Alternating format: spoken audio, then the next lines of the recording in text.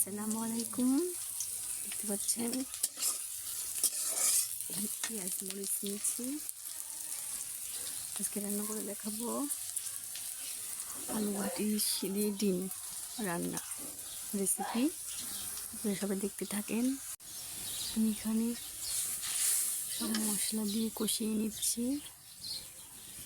এখন ডিম দিয়ে দিব। ডিমটা ভেজে নিয়েছি।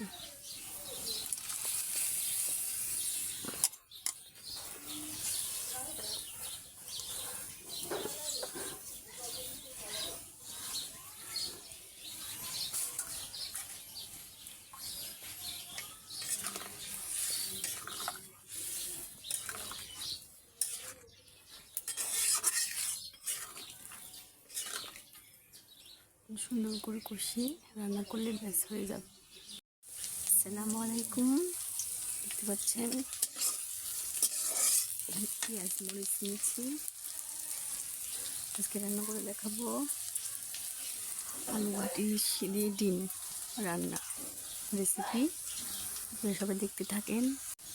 আমি এখানে সব মশলা দিয়ে কষিয়ে নিচ্ছি। এখন ডিম দিয়ে দিব। ডিমটা ভেজে নিয়েছি।